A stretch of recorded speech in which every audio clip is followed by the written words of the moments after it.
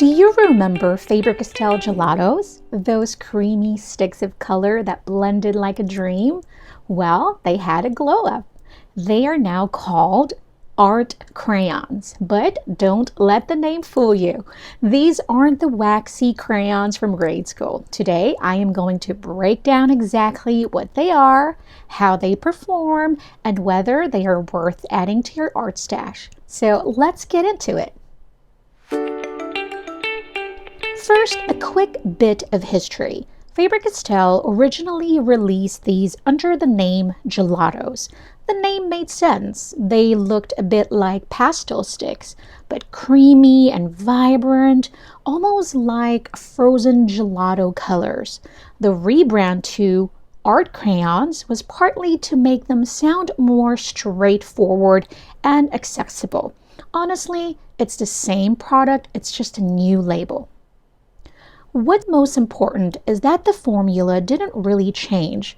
We're still talking about a pigment-rich, water-soluble medium that comes in a twist-up stick. And if you've ever used oil pastels, think of these as the smoother, less messy cousin, except they play well with water, which opens up tons of mixed media possibilities. So, what exactly are art crayons? They are a buttery, highly pigmented stick that glides into paper. You can use it on canvas, on wood, and even fabric.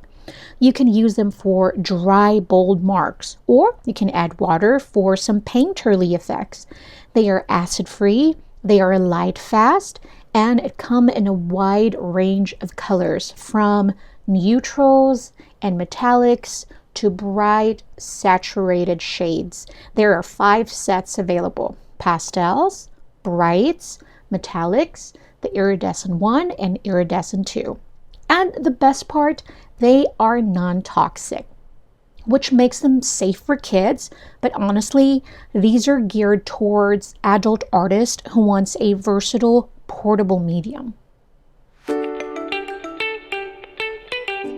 Here where things get fun. Art crayons are layering champions. You can smudge them with your finger or a sponge for soft shading. You can add water with a brush to turn them into watercolor-like washes. You can apply them over gesso or textured surfaces to get more grip. You can blend multiple colors together right on the paper. They are especially loved in the mixed media, journaling, scrapbooking, and canvas work because they really play well with acrylics, with inks, and markers. Basically, they are a bridge between drawing and painting. Let me show you a few quick demos. First, this is going to be the dry application, okay? Notice how creamy the color goes down. It's almost like lipstick for paper. That's exactly it.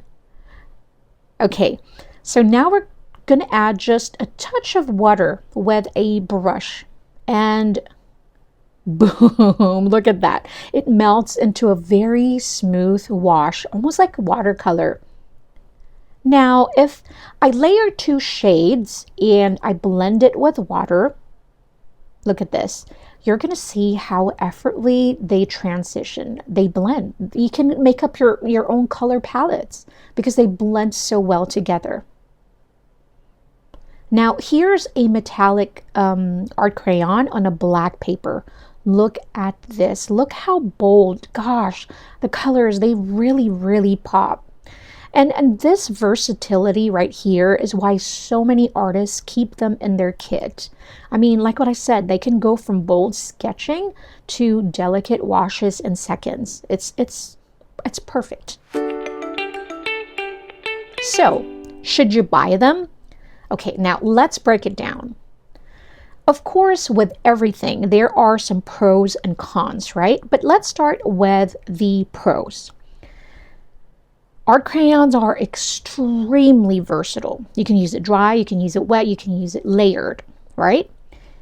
It is portable. It's mess-free compared to paints, you know, oil pastels. Oh, I love them, but they're just a little messy. There's a wide color selection. There's, you know, including the metallics, and then the iridescents for layering.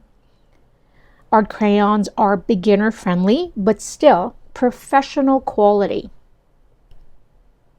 Okay, now here are some of the cons. They are on the pricier side compared to, you know, traditional crayons or pastels. Because they are water soluble, they are not permanent unless you seal them. But I never had any problem with this because people always often ask me the question, do they transfer? You know, because they see me working with the art crayons in my sketchbooks and all that. And they're always worried if they transfer, just kind of like oil pastels because they are creamy, right? If the art crayons are blended well, they really don't transfer. I never had any problem with transfers. With the art crayons, as long as I blend it well, I never have any problem with transfer. I never have to spray it with a fixative or anything like that.